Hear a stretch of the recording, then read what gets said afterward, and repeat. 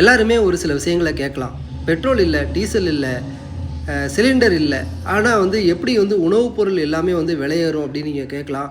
Petrol இல்லை, diesel இல்லை அப்படின்னா காய்கறி எங்கேருந்து எங்கே கொண்டு வருவாங்க, எப்படி எடுத்துகிட்டு வருவாங்க, எப்படி உணவுப் பொருள் வந்து ஒரு இடத்துலேருந்து இன்னொரு இடத்துக்கு நகரும் அப்படிங்கிறதெல்லாம் வந்து கொஞ்சம் யோசித்து பாருங்கள்.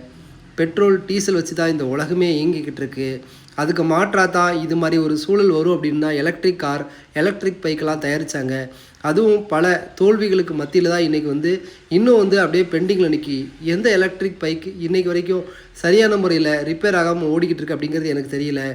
நாடு ஒரு 50 வருஷம் கழித்து எப்படி இருக்கும் அப்படின்னு நம்ம வந்து பார்த்தோம் அப்படின்னா ரொம்ப கொடுமையாக இருக்கும். இன்றைக்கி 2026 இன்றைக்கி இருக்க ஒரு பக்கத்து நாட்டில் அமெரிக்கா, இஸ்ரேல், ஈரான் இவங்க சண்டைக்கு மத்தியில் நமக்கு வந்து பெட்ரோல் டீசல் வரல அப்படின்னா இன்னும் காலம் கடக்க இதை விட மிகப்பெரிய ஒரு போர், இதை விட மிகப்பெரிய ஒரு ஃபைட்லாம் நடந்தது அப்படின்னா வந்து எலக்ட்ரிசிட்டி கூட வந்து இல்லாத ஒரு சூழலில் தான் இன்றைக்கி வந்து கொஞ்ச நாளில் மாறப்போகுது.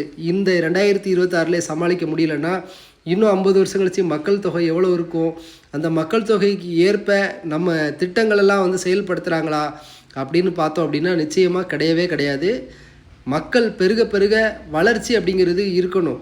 மக்கள் பெருக கட்சியினரோட வளர்ச்சி வந்து அதிகமாக இருக்குது. எம்எல்ஏ எம்பியோட சொத்துக்களோட வளர்ச்சி அதிகமாக இருக்குது. ஆனால் மக்கள் பெருக வந்து வளர்ச்சி நாட்டில் வந்து சாலையாக இருந்தாலும் சரி, ஏதாச்சும் வந்து ஒரு பிரச்சனை அப்படின்னா வந்து எல்லா தேவையும் நம்ம நாட்டிலே பூர்த்தி பண்ணுற அளவுக்கு வேறு எந்த அண்டை நாடையும் நம்ம வந்து சாராத அளவுக்கு நாம் எப்படி வந்து முன்னேறணும் அப்படிங்கிற ஒரு தெளிவான ஒரு திட்டம் நம்மக்கிட்ட கிடையாது. திட்டம் இருக்கிற யாரும் அரசியலுக்கு வரப்போகிறதும் கிடையாது. எல்லாத்தையும் வந்து இந்த படிக்காத கூமுட்ட அரசியல்வாதிகள் பார்த்துக்கிடுவாங்க அப்படின்னு சொல்லி படித்த முட்டா பசங்க எல்லோருமே வந்து அவங்களுக்கு ஆட்சி, பதவி, பொறுப்பை எல்லாத்தையும் விட்டு கொடுக்கறதுனால இன்றைக்கி கமலஹாசன் மாதிரி ஒரு ஆளெல்லாம் வந்து இன்றைக்கி அரசியலுக்கு வந்து ஒரு மிகப்பெரிய ஒரு ஆளாக ஆவார் அப்படின்னு நம்ம நினச்சோம் அப்படின்னா சாதாரண ஒரு வெட்டாக இருக்கார். பேச்சு மட்டும்தான் இருக்குது, ஒளிய வந்து செயலில் எதுவுமே கிடையாது. ரஜினிகாந்தெல்லாம் வந்து ஒரு அரசியலுக்கு வந்து மாற்றத்தை உண்டு பண்ணுவார் அப்படின்னு நிறையா பேர் நம்பியிருந்தாங்க. இன்றைக்கி ரஜினிகாந்த் எங்கே இருக்கார் அப்படின்னு அவருக்கே தெரியல. அதே போல் விஜயகாந்த் அரசியலுக்கு வந்து ஏதாச்சும் நல்லது பண்ணுவார் அப்படின்னு மக்கள் நிறையா காத்திருந்தாங்க. அதுக்கான ஒரு கால சூழல் இல்லாத மாதிரி போயிடுச்சு.